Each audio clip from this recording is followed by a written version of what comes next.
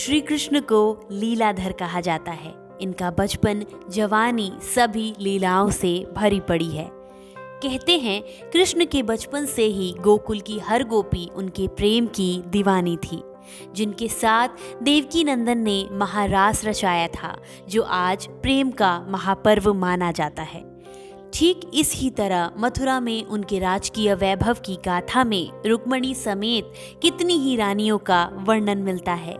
एक कथा के अनुसार कृष्ण द्वारा एक साथ 16,000 कन्याओं से विवाह करने का वर्णन मिलता है। यह उस समय की बात है जब श्री कृष्ण कंस का वध कर मथुरा के राजा बन चुके थे। इसी समय श्री कृष्ण को एक अनोखी सी सूचना मिली कि उनके और आसपास के अनेक राज्यों से कुमारी कन्याओं का हरण किया जा रहा है। जब इस बात की खबर कृष्ण तक पहुंची तो कृष्ण ने तेज गति से न सिर्फ उस व्यक्ति और स्थान की खोज की, बल्कि उसे मृत्युदंड देकर सभी कन्याओं को मुक्त करवाकर उनके घर भेज दिया। कहा जाता है कि कृष्ण द्वारा मुक्त कराई गई इन कन्याओं की संख्या 16,000 थी।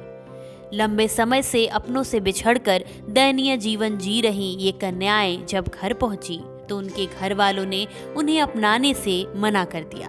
उनके माता पिता का कहना था कि अब उन कन्याओं का चरित्र कलंकित हो गया है, अब समाज उन्हें अपना नहीं सकता और उन्हें घर में शरण देकर वे समाज में अपना अपमान नहीं झेल सकते।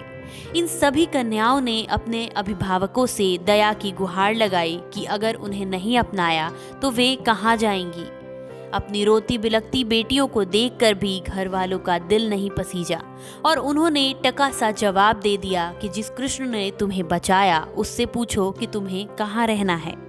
तुम सब घर से बाहर पराये पुरुष की शरण में रह चुकी हो।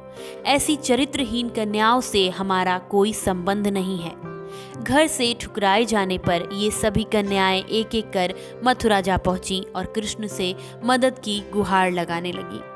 भगवान श्री कृष्ण ने जब सारी बातें सुनी तो उन्होंने कहा कि अपहरण का दंश झेल रही, अपनों की याद में तरस रही इन कन्याओं का क्या दोष है?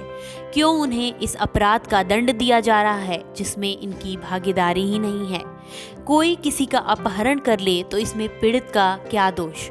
कृष्ण के समझाने पर भी कन्याओं के अभिभावक उन्हें यह कहकर अपनाने को तैयार नहीं हुए कि अब उनका मान चला गया है।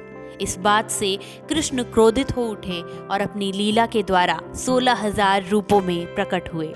उन्होंने हर एक कन्या का हाथ थामा, उससे विधिवत विवाह किया और उसे सौभाग्य का वरदान दिया। कहा जाता है कि बंदीगृह से लौटी इन कन्याओं को ठुकराने वाले माता पिता कृष्ण से विवाह होते ही अपनी कन्याओं को अपनाने को तैयार हो गए।